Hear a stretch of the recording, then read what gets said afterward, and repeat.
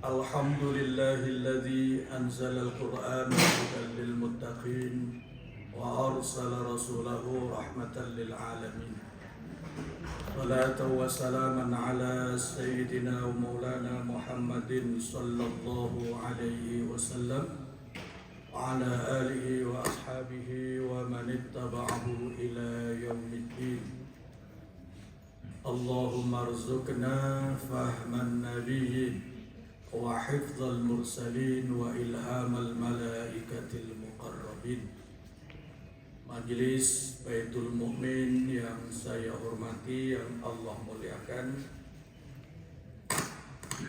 alhamdulillah, bersyukur kepada Allah, pagi ini saya bisa ngaji bersama Bapak Ibu sekalian,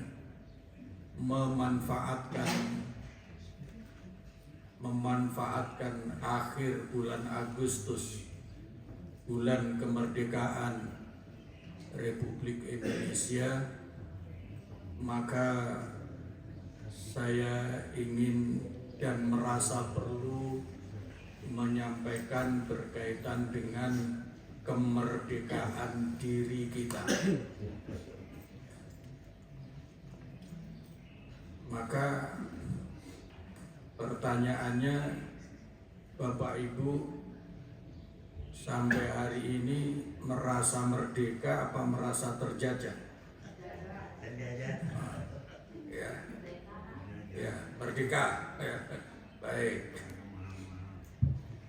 Ya, hakikatnya semua manusia tanpa kecuali sesungguhnya senantiasa ada dalam penjajahan, kecuali orang-orang yang mampu memerdekakan dirinya.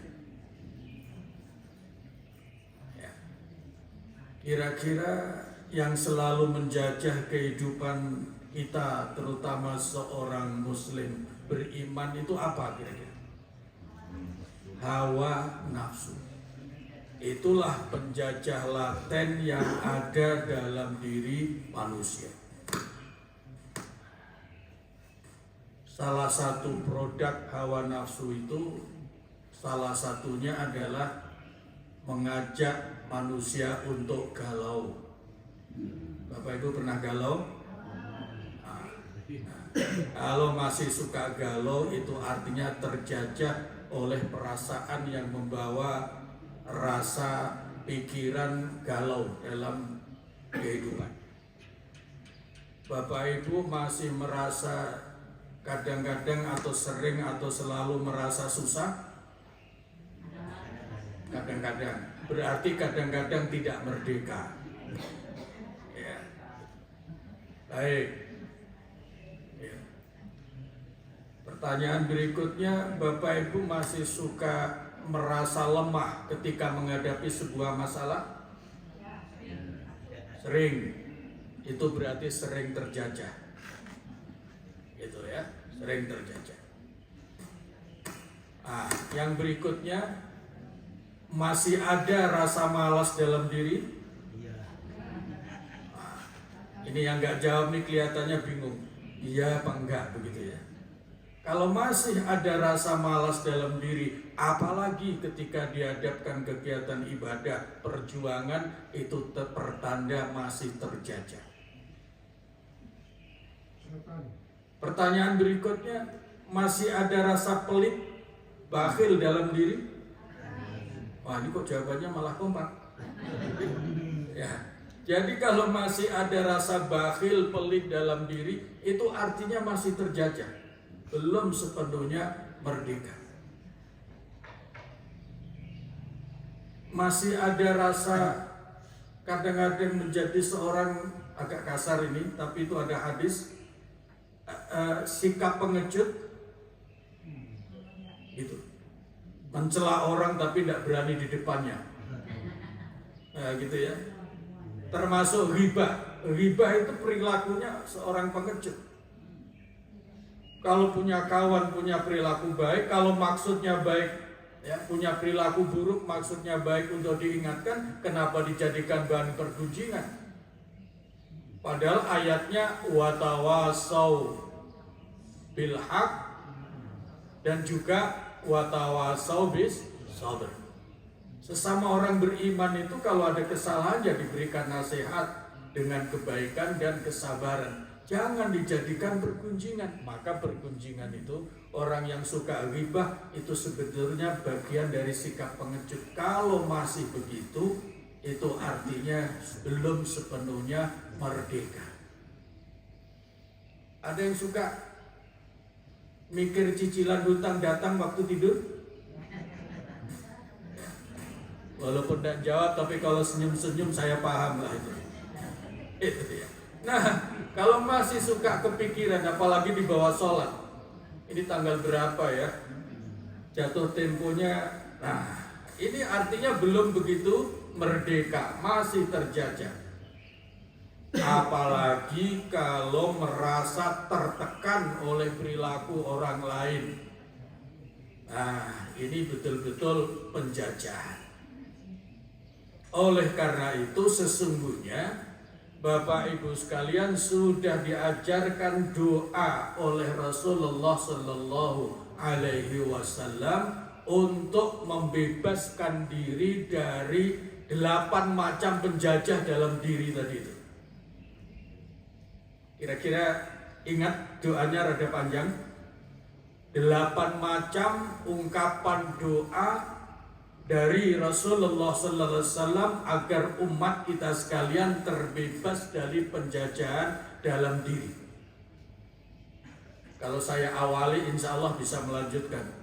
Allahumma inni a'udzubika minal hammi. Itu satu. Wahai Allah, hamba berlindung kepadamu jangan sampai didera oleh galau dalam diri, oleh kegalauan, hammun. Apalagi kalau hammunnya hammud dunia, galau urusan dunia, itu mematikan semangat ibadah. Tapi kalau galau urusan akhirat, nah ini pertanda orang baik. Risau dia, galau dia kalau tidak sempat memanfaatkan waktu untuk beramal soleh. Nah ini artinya galaunya galau urusan akhirat. Tapi galaunya galau urusan dunia, hammud dunia, itu justru bisa melahirkan sikap sangat tidak baik. Antara lain maksimalnya adalah putus asa. Makanya Rasulullah SAW pernah memberikan peringatan yang rada keras. Kalau bangun tidur, jangan kemudian ngeluh urusan dunia. Begitu bangun tidur ngeluh urusan dunia, itu sama dengan orang yang menyalahkan qada qadar Allah. Begitu bangun tidur yang diingat langsung, hari ini jatuh tempo ya. Nah, padahal sudah diajarkan begitu bangun tidur, alhamdulillahillazi ahyana ba'dama amatana wa ilaihin nusyur. Satu, hammun. Jangan galau walaupun jatuh tempo, cicilan sudah tiba. Ya, begitu. Yang kedua, wal hazan. Nah, ini ada jangan sampai salah makhraj.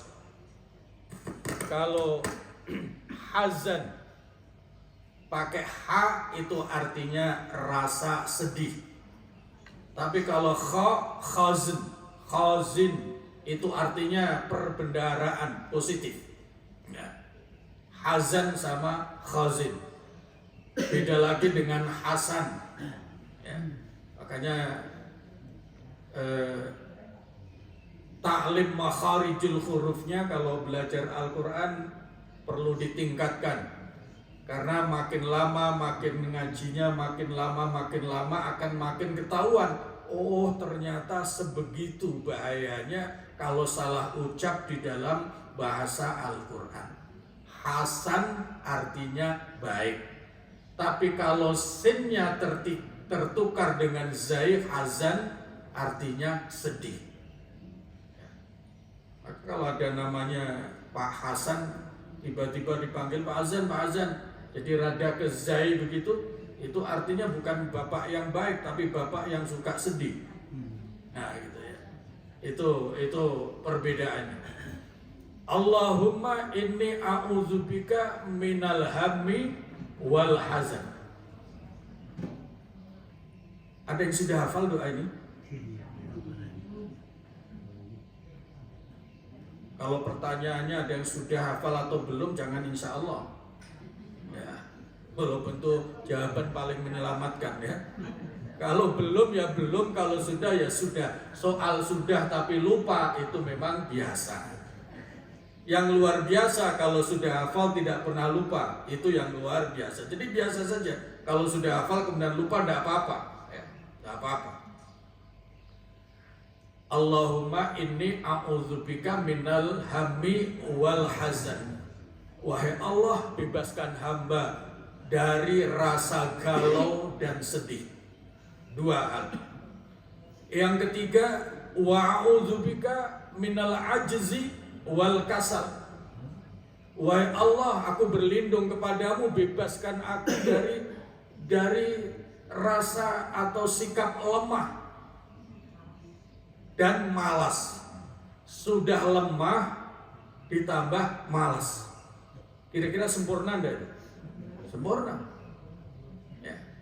Orang punya kelemahan, tapi kalau punya semangat tinggi lumayan bisa diatasi.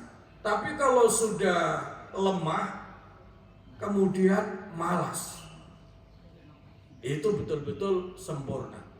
Orang yang terjajah oleh hawa nafsunya, sehingga bukan saja dia hanya sekedar malas, tapi karena malas belajar, malas menghafal, malas segala macamnya, akhirnya menjadi orang yang lemah.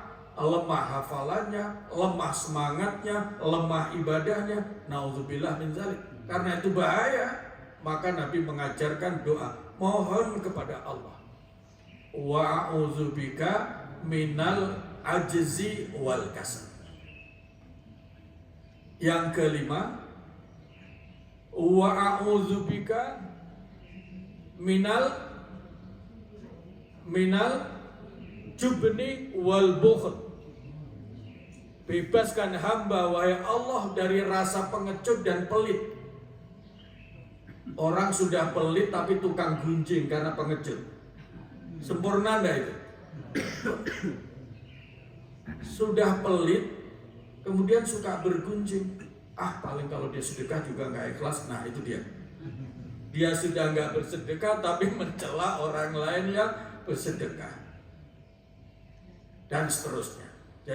Jadi itu lemah untuk melakukan kebaikan. Ketika orang lain melakukan kebaikan dijadikan bahan pergunjingan. Orang yang suka bergunjing, membicarakan kekurangan orang lain, itu pertanda salah satu cirinya seorang pengecut. Al-jubn. Ya. Minal jubni wal bukhl. Itu yang keenam. Yang ketujuh dan kedelapan, wa a'udzubika min ghalabatid dain wa qahrir rijali. Duh Gusti, bebaskan hamba dari terlilit hutang. Nauzubillah, mudah-mudahan tidak ada yang terlilit hutang. Wa qahrir rijali, nah ini yang tampak, yang biasa terjadi. Dan bebaskan hamba dari tekanan orang lain. Kalau seseorang punya hutang, terlilit hutang, itu dia tidak merdeka. Nggak merdeka. Malamnya susah tidur, apalagi kalau mau jatuh tempo. Siangnya juga malu keluar. Malu ketika nanti tiba-tiba ketemu orang yang harus dibayar hutangnya, tapi belum mampu bayar hutang. Akhirnya apa? Menjadi orang yang tidak merdeka. Yang kemudian apalagi ada pada tekanan orang lain. Nah, dalam suasana seperti sekarang ini, memanfaatkan akhir bulan Agustus ini supaya kita betul-betul menjadi orang yang merdeka, sebaiknya doa ini kembali digemakan, tidak usah digemakan di arena upacara, tapi gemakan di hadapan Allah Subhanahu wa Ta'ala. Boleh kita baca bersama? Allahumma inni a'udzubika minal hammi wal hazan wa a'udzubika minal ajzi wal kasal wa a'udzubika minal jubni wal bukhl wa a'udzubika min ghalabatid daini wa qahrir rijal. 8 untaian kalimat doa yang diajarkan oleh Rasulullah Sallallahu Alaihi Wasallam agar kita terbebas betul-betul menjadi orang yang merdeka. Ada ya. Kenapa? Artinya,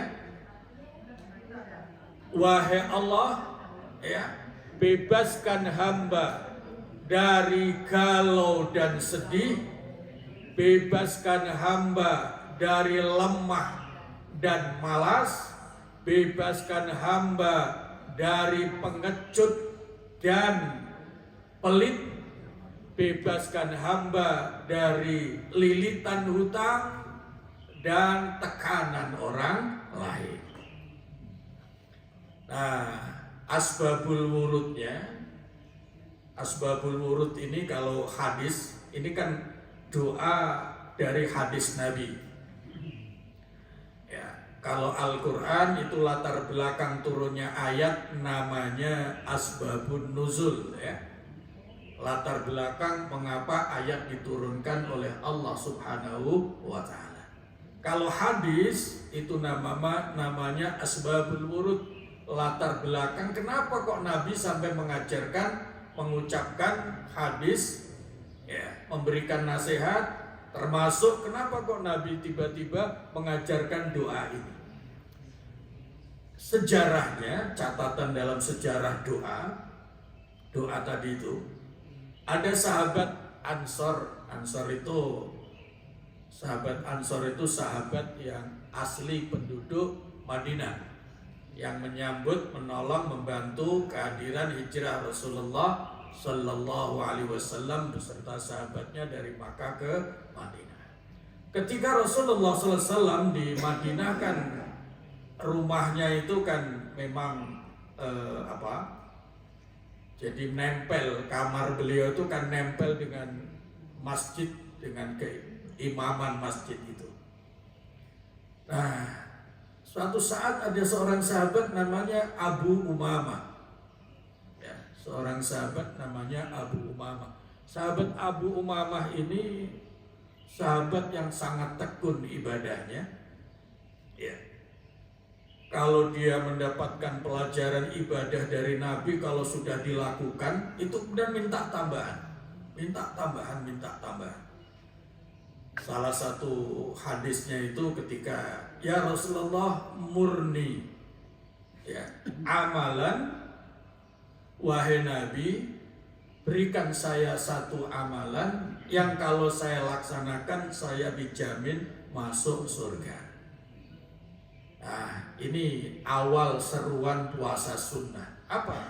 Sabda Rasulullah SAW. Nah, kalau begitu fa'alaika bis-shaum fa'innahu la'idla lahu. Wah, kalau kamu mau seperti itu Abu Umamah, maka puasa kamu. Karena puasa itu ibadah yang tidak ada tandingannya. Begitu katanya. Nah, sahabat Abu Umamah ini tiba-tiba dilihat oleh Nabi, kok akhir-akhir ini ada di masjid tapi tidak waktunya sholat. Ada di masjid tapi tidak waktunya sholat. Dan ketika dilihat dari Nabi, itu wajahnya kelihatan apa? Kelihatan murung, kelihatan sedih.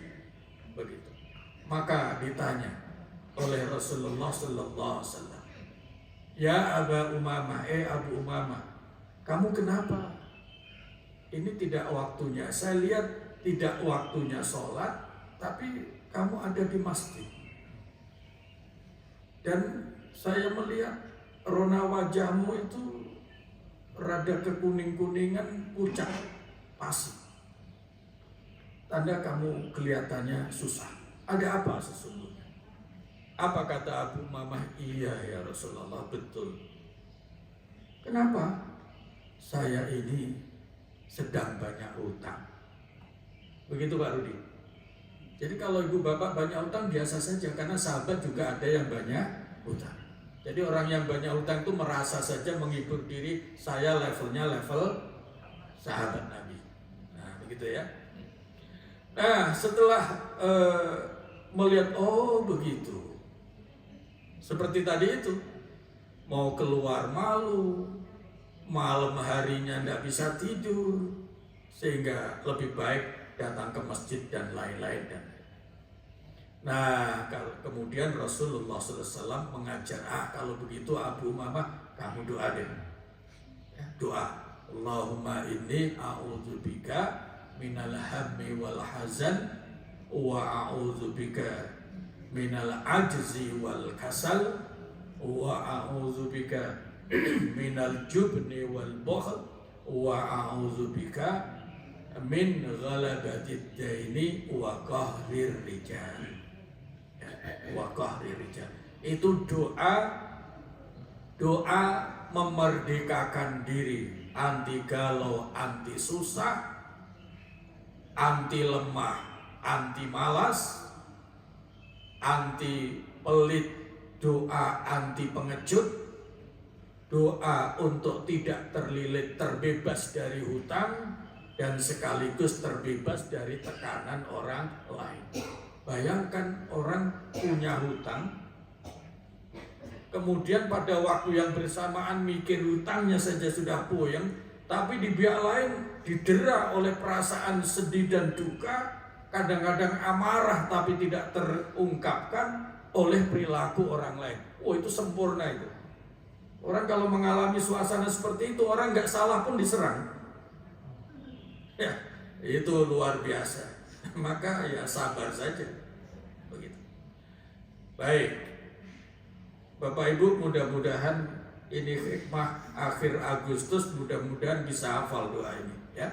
Allahumma inni a'udzubika minal hammi wal hasad wa a'udzubika minal ajzi wal kasal wa a'udzubika minal jubni wal bukhl wa a'udzubika min ghalabatid dain wa qahrir rijal ya arhamar rahim. Termasuk orang beriman berikutnya, dan terakhir dari poin ke-8 dari doa tadi kan bebas dari tekanan orang lain.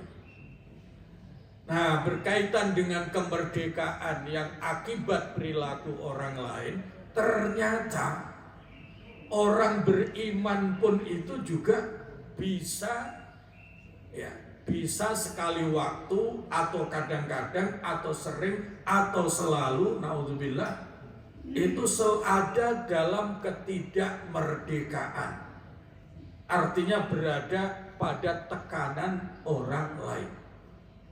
Nah, berkaitan dengan ini ada satu hadis Nabi, al-mu'min baina khamsi syada'id, bahwa orang beriman itu senantiasa menghadapi 5 tekanan hidup. Ya. Menghadapi 5 tekanan hidup. Yang pertama, mu'minun yahsudu. Ini meskipun orang beriman itu juga bisa tidak merdeka. Ya. Karena apa? Karena yang pertama dapat tekanan dari sesama orang beriman yang hasud, yang iri. Nah, ada orang beriman yang iri, hasud, ada. Karena orang beriman meskipun beriman mungkin hatinya kurang bersih, sehingga kalau ada orang lain menerima karunia Allah, hatinya tidak suka. Lalu kemudian itu namanya hasud.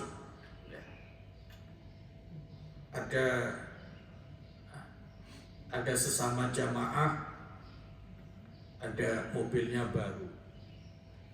Bukannya alhamdulillah ada jamaah mobilnya baru, dapat rezeki dari Allah. Kalau bisa begitu saja, meskipun tidak menikmati mobil barunya, itu dapat pahala. Karena apa? Ikut bersyukur ketika orang lain memperoleh karunia Allah. Tapi kalau orang hatinya hasud karena kotor, itu yang muncul pikiran buruk. Mobil baru paling juga nganjuk. Nah, yang begitu tuh, itu hasud namanya.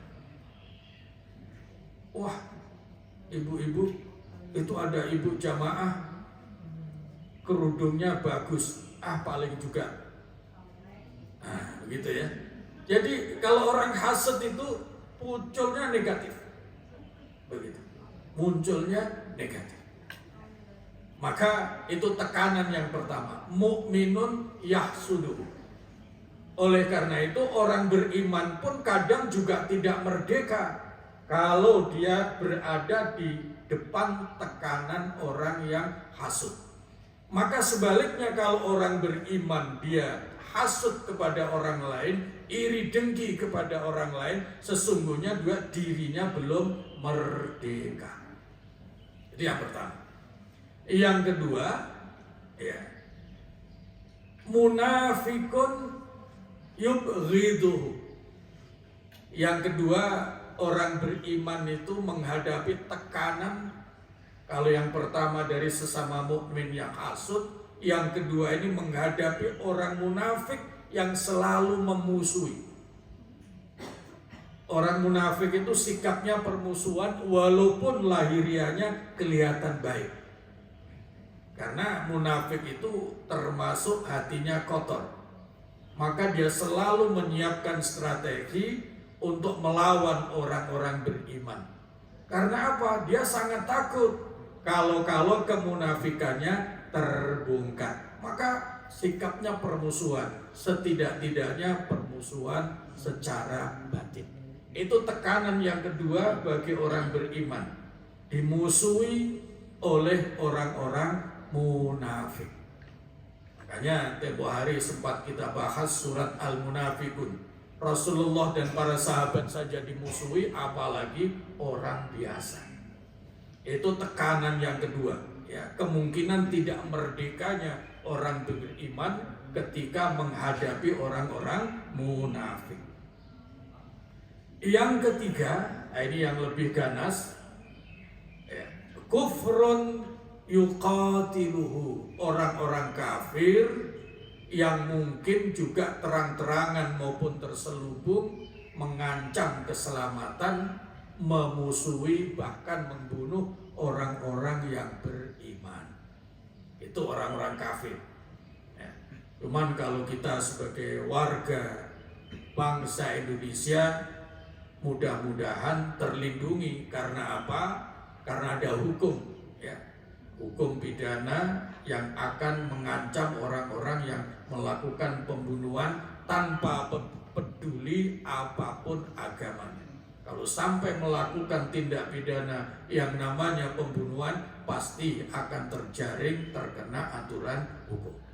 Itu yang ketiga. Yang keempat, orang beriman bisa tidak merdeka. Nah, ini tadi sudah disebutkan. Hawa nafsu itu penjajah laten dalam diri manusia. Siapa yang mengendarai hawa nafsu? Syaitanun. Maka kata Nabi, seorang muslim beriman itu bisa tidak merdeka karena apa? Selalu mendapatkan tekanan setan, yudilluhu yang akan menjerumuskan, menyesatkan kehidupannya. Orang sudah niat dari rumah ke masjid untuk sholat.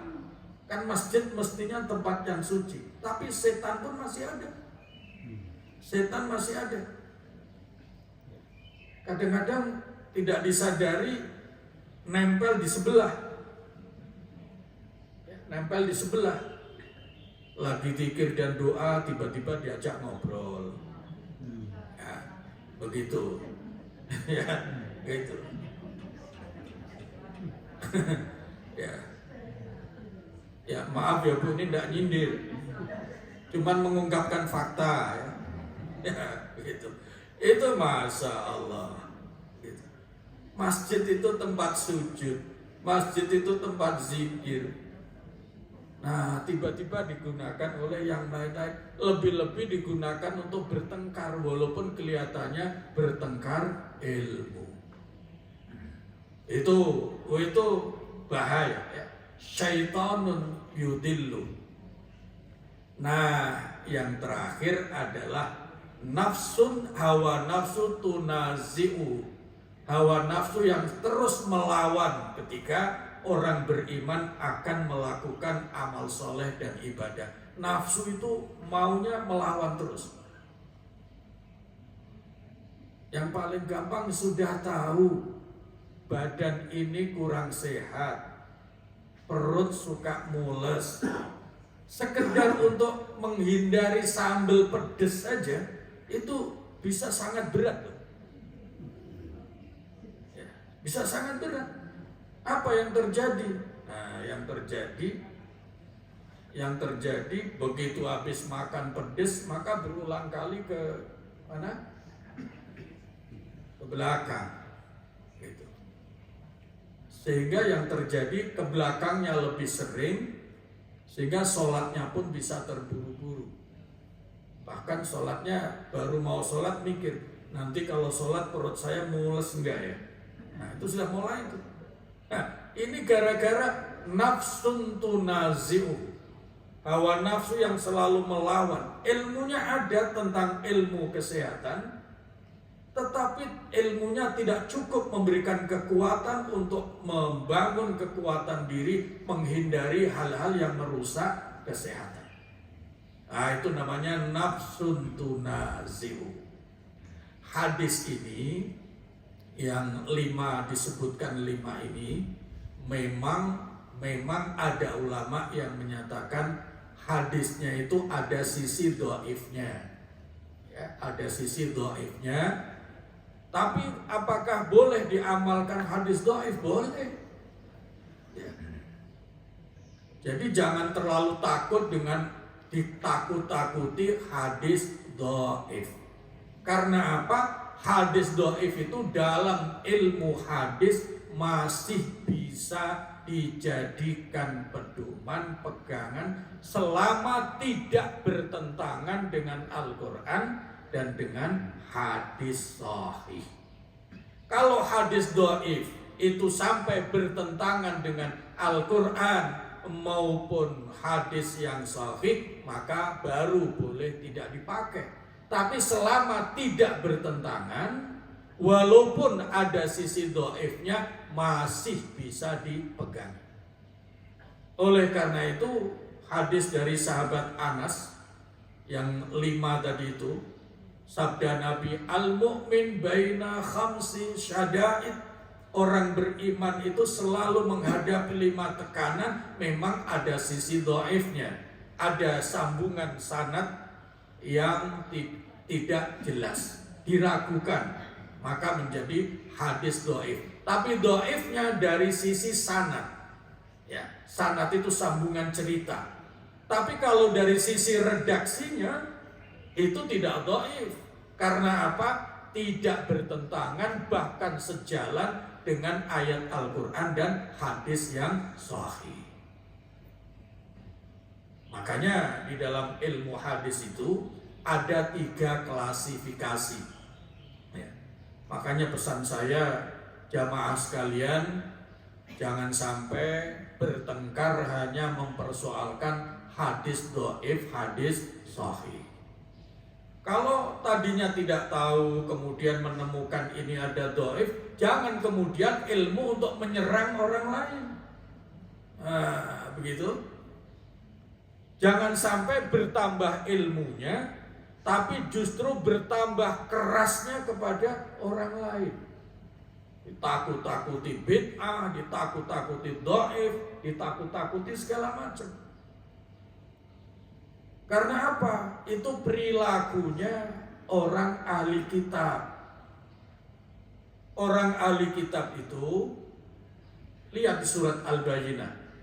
Begitu.